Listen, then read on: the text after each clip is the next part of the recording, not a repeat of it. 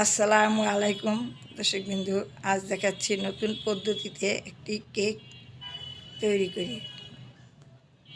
এখানে আমি 3টা ডিম ভালোভাবে ফেটে নিচ্ছি।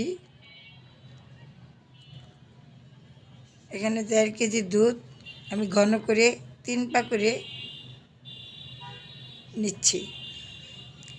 এখানে 3টা এলাচ দিয়ে দিয়েছি, তাহলে ডিমের যে ফ্রাই প্যানটা ওটা আপনার আসবে না।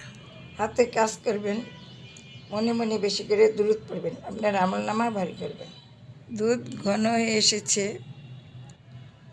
এর মধ্যে আমি ফালুদার যে জেলিটা থাকে ওটা আমি বের করে একটা সসপ্যানে নিয়েছি, নিয়ে আমি এটা ক্যারামেল করে নিচ্ছি, নিয়ে এটা আমি ঠান্ডা করতে দিচ্ছি।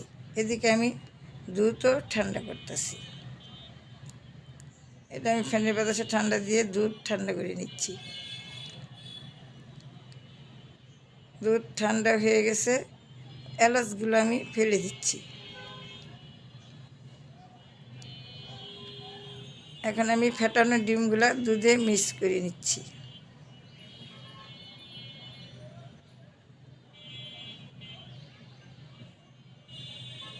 আমি যেইভাবে বানাচ্ছি এভাবে অবশ্যই একটি বানিয়ে খেয়ে দেখবেন, ভালো লাগলে অবশ্যই একটি লাইক দিবেন, অনুরোধ রইল। প্রথম থেকে শেষ পর্যন্ত ভিডিওটা দেখবেন।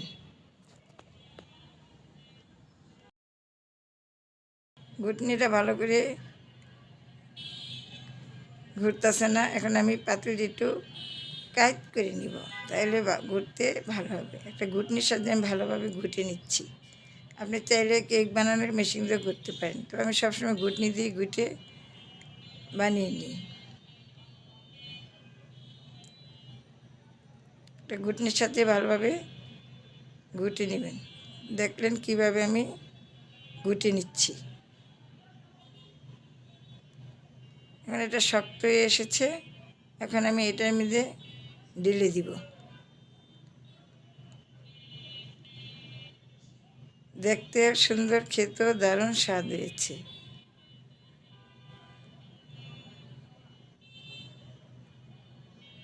এখন আমি সব দুধ ঢেলে দিচ্ছি। চিনির আপনি আপনার পরিমাণ মতো দেবেন। যখন আমি দুধটা জাল করেছিলাম তখন 1 টেবিল চামচ চিনি দিয়েছিলাম, চিনিটা ওঠেনি।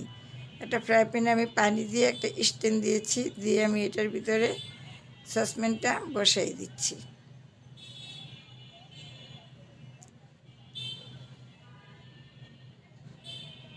দুধটা যখন জাল করেছিলাম তখন 1 টেবিল চামচ চিনি দিয়েছিলাম।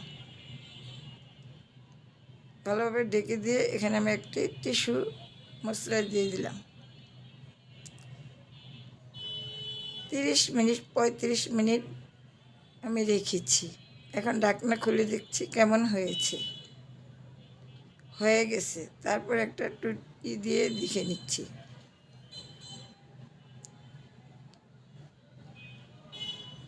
মাশাআল্লাহ, অনেক সুন্দর হয়েছে, একদম পারফেক্ট।